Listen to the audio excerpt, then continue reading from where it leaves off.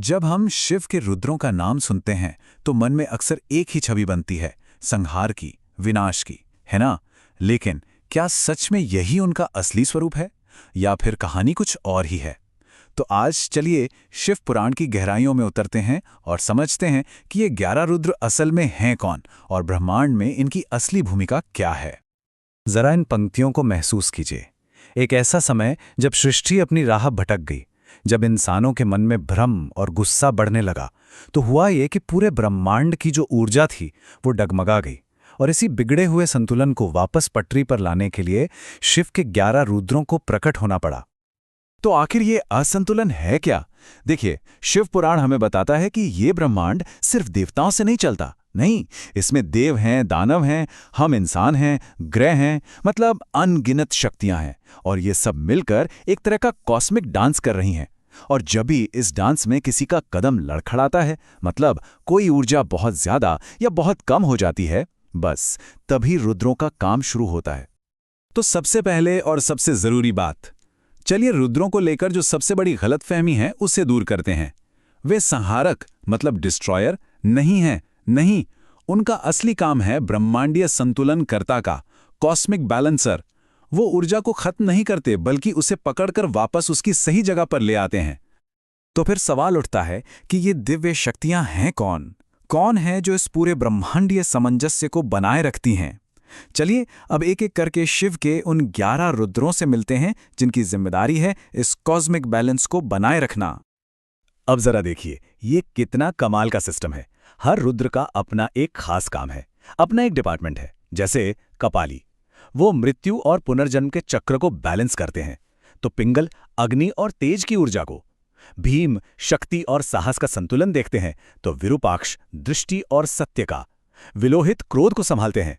और तो और शंभु जीवन में आनंद और मिठास का संतुलन बनाए रखते हैं। मतलब जीवन के हर एक पहलू के लिए एक संतुलन करता है। अच्छा, ये सब सुनने में तो बड़ा अच्छा लगता है, लेकिन असल में ये काम कैसे करता है? शिव पुराण में एक छोटी सी पर बहुत ही जबरदस्त कहानी है जो दिखाती है कि रुद्र असल में एक्शन में कैसे दिखते हैं। तो हुआ यूं कि एक बार दैत्यों ने इतनी कठोर तपस्या की कि उससे बेहिसाब ऊर्जा पैदा हो गई। अब इस ऊर्जा से देवता भी डर गए। तो एक तरफ तपस्या की जबरदस्त एनर्जी, दूसरी तरफ देवताओं का डर, और नतीजा ब्रह्मांड का बैलेंस पूरी तरह से बिगड़ गया। सब कुछ अस्थिर हो गया। और ठीक उसी पल एक साथ सभी 11 रुद्र प्रकट हुए। हर एक ने अपने हिस्से की ऊर्जा को संभाला और जानते हैं क्या हुआ? कुछ ही पलों में जैसे किसी ने मैजिक स्विच दबा दिया हो, पूरा ब्रह्मांड फिर से शांत स्थिर हो गया। और इस घटना को देखने के बाद देवताओं ने जो कहा वो सब कुछ बयां कर देता है। उन्होंने कहा, रुद्रों के बिना सृष्टि एक क्षण भी नहीं टिक सकती। बस ये एक लाइन, यही रुद्रों की अहमियत समझाने के लिए काफी है। वो कोई ऑप्शन नहीं है, वो जरूरी हैं। ठीक है, ये तो हुई ब्रह्मांड की बात, सितारों की, ग्रहों की, देवताओं की। लेकिन इस बड़ी कहानी का हमसे यानी हम इंसानों से क्या लेना देना है? चलिए अब इस कनेक्शन को समझते हैं। तो सवाल ये है कि क्या ये रुद्रा, ये बैलेंस करने वाली शक्ति सिर्फ आसमान में, ब्रह्मांड में ही है या हमारे कहीं ज्यादा करीब है?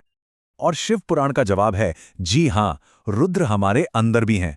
जरा सोचिए, जब कोई इंसान अन्याय के खिलाफ आवाज उठाता है, जब कोई अपने सबसे बड़े डर का सामना करके उस पर जीत हासिल करता है, या जब कोई अपने अंदर के गुस्से, जलन या नफरत को मिटाता है, तो असल में उस पल उसके अंदर का रुद्र तत्व ही जागता है।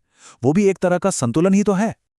तो चलिए अब इस पूरी बातचीत को समेटते हैं और देखते हैं कि ये सभी रुद्र, ये सारी बैलेंसिंग एनर्जीज आखिर आती कहां से है, इनका असली स्रोत क्या है।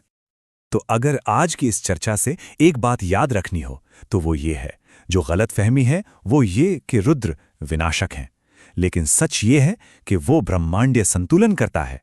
जहां भी, चाहे बाहर ब्रह्मांड में या हमारे मन के अंदर, ऊर्जा अपनी राह से भटकती है, रुद्र तत्व उसे वापस सही जगह पर ले आता है।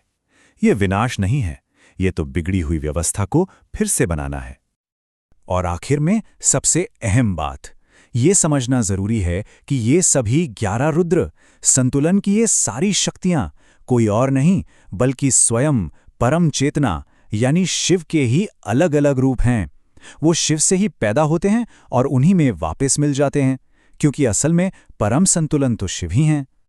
तो इस चर्चा को एक सवाल के साथ खत्म करते हैं।